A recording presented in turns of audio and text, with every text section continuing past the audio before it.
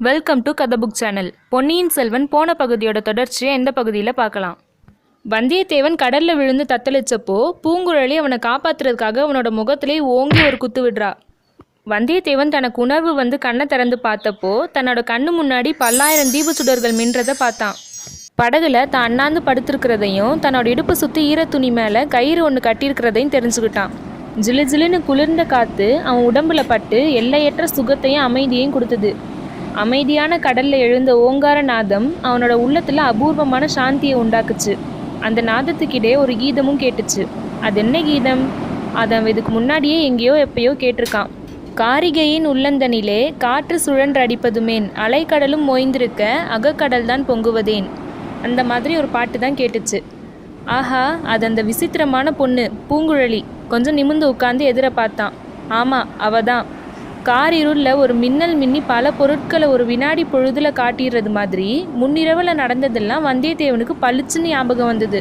அதாவது அவன் கடல்ல தத்தளிச்சிட்டு இருந்தப்போ பூங்குழலியும் கடல்ல குதிச்சு அவனை நோக்கி வந்தது வரையும் தான்.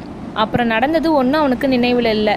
தன்னை அந்த பொண்ணு காப்பாற்றி படகுல ஏற்றிருக்கணும். படகு அசையும் போது மறுபடியும் அவன் கடல்ல விழுந்துடாம இருக்க இடுப்புல கயிற்றை சுற்றி படகோட குறுக்கு கட்டையில சேர்த்து கட்டியிருக்கா. கயிறு உடம்போட தோல்ல பட்டு வலிக்காத மாதிரி அரை ஆடை மேலே சுற்றி கட்டியிருக்கா. இடுப்பு துணியை சுற்றி இருந்த அரைச்சுருளை வந்தியத்தேவன் தொட்டு பார்த்தான். பணமும் ஓலையும் பத்திரமா இருந்தது. ஆஹா, இந்த பொண்ணை சந்தேகப்பட்டது எவ்வளோ பெரிய தப்பு.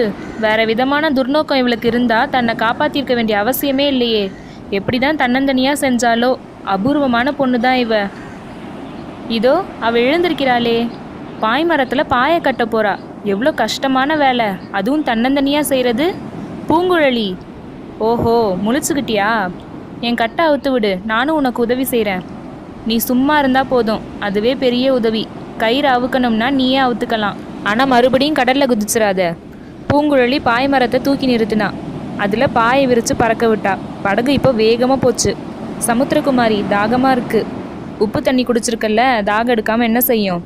சுரை கொடுக்க ஒன்று எடுத்துக்கிட்டு சமுத்திரகுமாரி வந்தியத்தேவன் பக்கத்தில் வந்தா. உனக்கு சாப்பாடு கூட கொண்டு வந்தேன். நீ கடலில் குதிச்சப்போ அதுவும் விழுந்துருச்சு. நல்ல வேலையை அந்த சுரை கொடுக்க தப்பி பிழைச்சிச்சு. இப்போ நேரம் என்ன அப்படின்னு வந்தியத்தேவன் கேட்டான். வானத்தை பார்த்து தெரிஞ்சுக்கோ. சப்தரிஷி மண்டலத்தை பாரு. வந்தியத்தேவன் வடதிசையில் அடிவானத்தை பார்த்தான். அவன் படகு ஏறும்போது பார்த்ததுக்கு இப்போ சப்தரிஷிகள் இடம் மாறி பாதி வட்டம் வந்திருந்தாங்க. அருந்ததி நட்சத்திரம் மட்டும் வசிஷ்டரோட எப்படி ஒட்டிகிட்டே வருது. அதிசயந்தான். துருவ நட்சத்திரம் மட்டும் இருந்த இடம் விட்டு அசையலை. துருவ நட்சத்திரம், அதை யாருக்கோ உதாரணமாக சொன்னாங்களே. குடந்தை ஜோதிடர் சொன்னார். இளவரசர் அருள்மொழிவர்மருக்கு வடதுருவத்தை உதாரணமாக சொன்னார். இளவரசரை பார்க்குற பேர் நமக்கு உண்மையிலே கிடைக்க போதா? அதுவும் இந்த பொண்ணோட உதவியால்.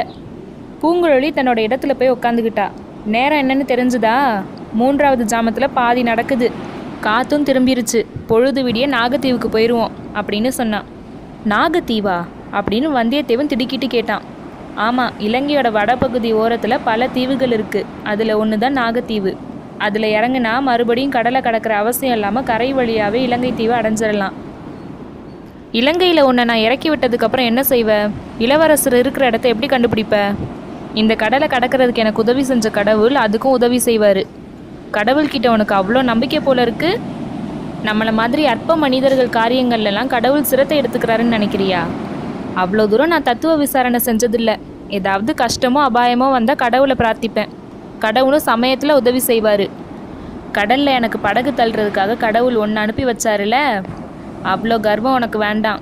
நான் உனக்காக படகு தள்ள வரலை. என்னை உனக்கு உதவி செய்யும்படி கடவுள் கனவுல சொல்லி அனுப்பவும் இல்லை. அப்புறம் எதுக்காக நேற்று என்னை காப்பாற்றின? எதுக்காக இப்போ படகு தள்ளிட்டு வர? அதை பற்றி நீ கேட்க வேணாம். அது என் சொந்த விஷயம். வந்தியத்தேவன் மௌன சிந்தனையில் ஆழ்ந்தான். அவனோட கர்ப்பம் கொண்ட உள்ளத்தில் ஒரு எண்ணம் தோணுச்சு. தன்னோட வீர சௌந்தரிய அழகு கண்டு இந்த பொண்ணு தன் பேரில் மோகம் கொண்டுட்டாலோன்னு நினச்சான். உடனே அந்த எண்ணத்தை மாற்றிக்கிட்டான்.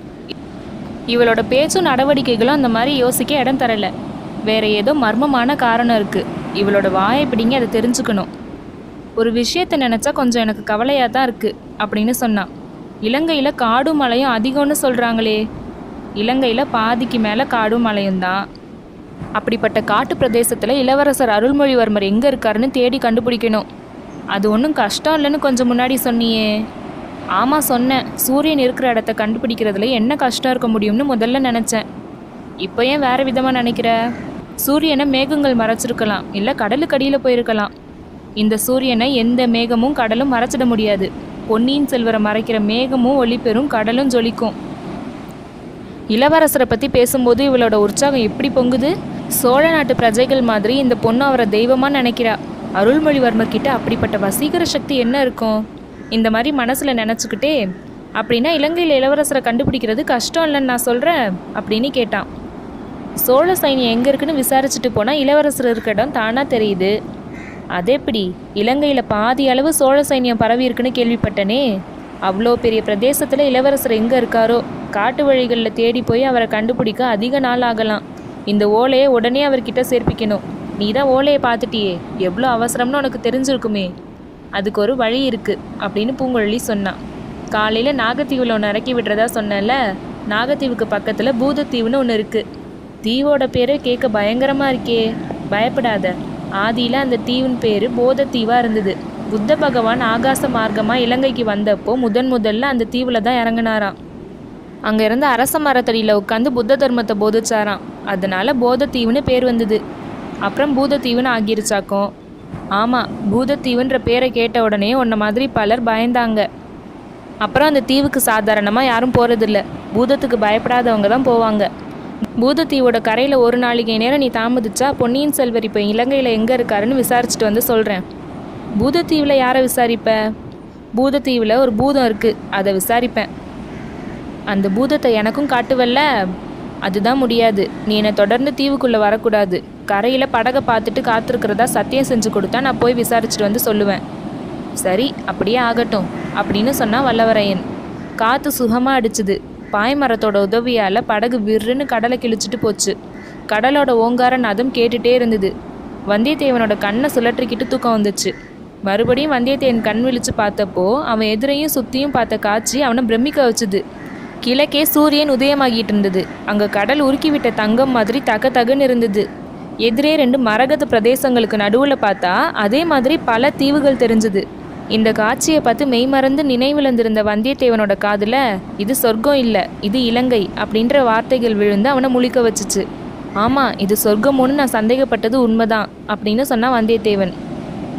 இது சொர்க்க பூமி இல்லை, ஆனால் சொர்க்கம் மாதிரி பூமி. இந்த சொர்க்கத்தை நரகமாக்குறதுக்கு தான் மனித உரு கொண்ட அசுரர்கள் ரொம்ப காலமாக பிரயத்தனப்பட்டு வராங்க அப்படின்னு சொன்னா பூங்குழலி. யார் அசுரர்கள்னு சொல்கிற?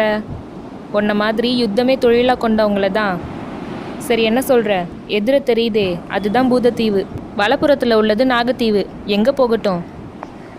பூதத்தீவுக்கே போகலாம். கொஞ்சம் நேர தாமதமானாலும் இளவரசர் எங்கே இருக்காருன்னு தெரிஞ்சுக்கிட்டு போகிறது தான் நல்லது. அப்படின்னா சரி, நீ எனக்கு கொடுத்த வாக்குறுதி ஞாபகம் இருக்கட்டும். சின்ன தீவோட கரையில் வந்து படகு நின்றுச்சு. பூங்குழலி அந்த மரகத தீவுக்குள்ளே போனான். வந்தியத்தேவன் அந்த தீவுக்குள்ளே இப்போ குடியிருக்கிற பூதம் எப்படிப்பட்ட பூதமாக இருக்கும் அப்படின்னு யோசித்தான். அப்புறம் இந்த அதிசயமான பொண்ணோட உள்ளத்தில் மறைஞ்சிருக்க மர்மம் என்னவா இருக்கும்னு யோசித்தான். பூங்குழலி சொன்ன மாதிரி ஒரு நாளிகைக்குள்ளே திரும்பி வந்தா. படகுல ஏறிக்கிட்டு வந்தியத்தேவனையும் ஏறிக்க சொன்னான். நாகத்தீவை நோக்கி படகு போச்சு. விசாரித்து விஷயத்தை தெரிஞ்சுக்க முடிஞ்சா அப்படின்னு வல்லவரையன் கேட்டான். முதன் மந்திரி அனிருத்த பிரம்மராயர் பொன்னியின் செல்வரை பார்க்கறதுக்காக மாதோட்டத்துக்கு வந்திருக்காராம். நேற்று இளவரசரும் மாதோட்டத்துக்கு வந்திருக்கணும். எத்தனை நாள் மாதோட்டத்தில் இருப்பாருன்னு தெரியாது. நீ அங்கே போய் தெரிஞ்சுக்கலாம் அப்படின்னு சொன்னா பூங்குழலி. மாதோட்டம் இங்கேருந்து எவ்வளோ தூரத்தில் இருக்குது? 5-6 காத தூரம் இருக்கும். வழியெல்லாம் ஒரே காடு, கோடிக்கரை காடு மாதிரி இருக்கும்னு நினைக்காத. வானையற்ற மரங்கள் அடர்ந்த காடு. பட்ட பகலில் சில இடங்களில் இருட்டாக இருக்கும். யானை கூட்டங்களும் வேறு துஷ்ட மிருகங்களும் இருக்கும். நீ ஜாக்கிரதையாக போய் சேரணும். காட்டில் வழி காட்டுறதுக்கு உன்னை மாதிரி ஒரு கெட்டிக்கார பொண்ணு மட்டும் இருந்தா அப்படின்னு வல்லவரையன் பெருமூச்சு விட்டான். அப்போ நீ ஒரு தென்னத்துக்காக ஓலை என்கிட்ட கொடுத்துரு, நானே கொண்டு போய் கொடுக்குறேன். இல்லை, முடியாது. ஏதோ பைத்தியக்காரி மாதிரி பேசுகிறேன். என்னால் முடியவே முடியாது. இளைய பிராட்டிக்கிட்ட ஒத்துக்கிட்டு வந்தல்ல, அதை நீ தான் செஞ்சு முடிக்கணும் அப்படின்னு சொன்னான். ஆகட்டும் பூங்குழலி, நானே செஞ்சு முடிப்பேன். இன்னொருத்தர் கெஞ்சி கேட்டாலும் கொடுக்க மாட்டேன். நீ இவ்வளோ உதவி செஞ்சியே, அதுவே போதும். படகு நாகத்வீபத்தை நெருங்கிட்டு இருந்தது. பூங்குழலியோட கைகள் துடுப்பை வழக்கம் போல் வலிச்சிட்டு இருந்தது. ஆனால் அவளோட உள்ளம் எங்கேயோ கனவு லோகத்தில் இருந்ததுன்றது அவளோட முகத்துல இருந்து தெரிஞ்சுது. சமுத்திரகுமாரி அப்படின்னு வந்தியத்தேவன் கூப்பிட்டு தான் அவள் திடுக்கிட்டு இந்த உலகத்துக்கு வந்தா. ஏன் கூப்பிட்ட? ஏதோ என்கிட்ட பிரதி உபகாரத்தை எதிர்பார்க்குறதா சொன்னியே, அதை இப்போ சொன்னாதான் சொன்னது. இதோ கரை நெருங்கிருச்சு. நீ எனக்கு மட்டும் உதவி செய்யலை, சோழ சாம்ராஜ்யத்துக்கே உதவி செஞ்சுருக்க. இதுக்கு பிரதியாக நான் ஏதாவது செய்யலைன்னா என் மனசு நிம்மதி அடையாது அப்படின்னு சொன்னான். இதையெல்லாம் நீ உண்மையாக தான் சொல்கிறியா இல்லை உலகத்தில் உள்ள மற்ற ஆண் மக்கள் மாதிரி வஞ்சகம் பேசுகிறியா? சமுத்திரராஜன் அறிய சத்தியமாக சொல்கிறேன். உன்னோட சத்தியத்தையும் ஆணையையும் நம்பி நான் சொல்லலை. உன்னை முதல்ல பார்த்த உடனேயே நீ நல்லவன்னு எனக்கு தோணுச்சு. அதனால தான் சொல்கிறேன்.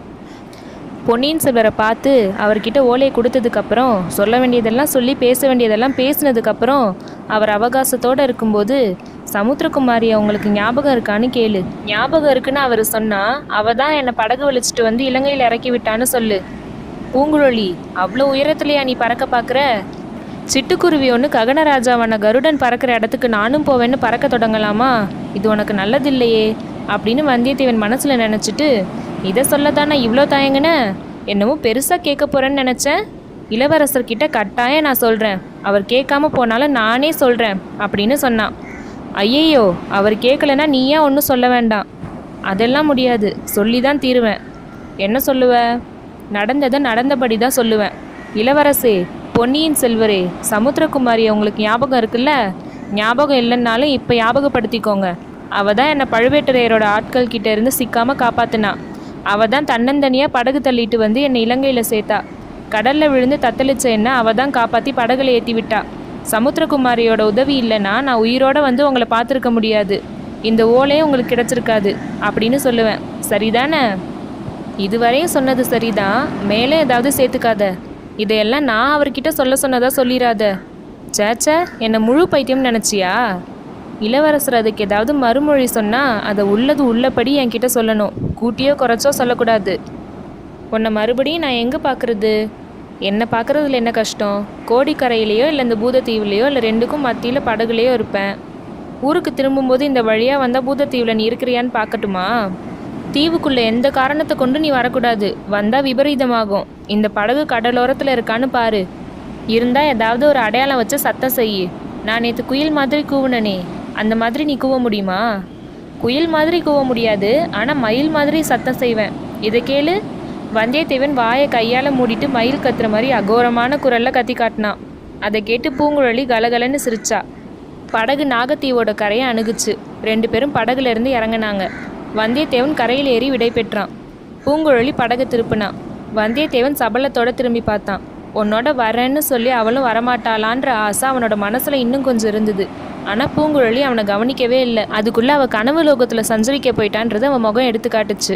எக்காரணத்தை கொண்டு பூதத்தீவுக்குள்ளே வரக்கூடாதுன்னு வந்தியத்தேவன் கிட்ட பூங்குழலி சத்தியம் வாங்குற அளவுக்கு அப்படி என்ன பூதத்தீவில் ரகசியம் இருக்கு? பொன்னியின் செல்வர்கிட்ட பூங்குழலி சமுத்திரகுமாரியை ஞாபகம் இருக்கான்னு ஏன் கேட்க சொன்னா? அடர்ந்த வனப்பகுதியான இலங்கையில் வந்தியத்தேவன் பொன்னியின் செல்வரை தேடி கண்டுபிடிச்சிருவானா? இது மாதிரி கேள்விகளுக்கெல்லாம் விடை தெரியணும்னா கதை புக் சேனலை தொடர்ந்து பாருங்க. கல்கி அவர்களோட பொன்னியின் செல்வன் கதையோட முந்தைய பதிவுகளை மிஸ் பண்ணவங்க டிஸ்கிரிப்ஷனில் இருக்க லிங்கை செக் பண்ணி பார்க்கலாம். பொன்னியின் செல்வன் கதையை தொடர்ந்து கேட்கணும்னு நினச்சிங்கன்னா கதை புக் சேனலுக்கு சப்ஸ்கிரைப் பண்ணிவிட்டு மறக்காமல் பெல் ஐக்கானை கிளிக் பண்ணிக்கோங்க. நன்றி.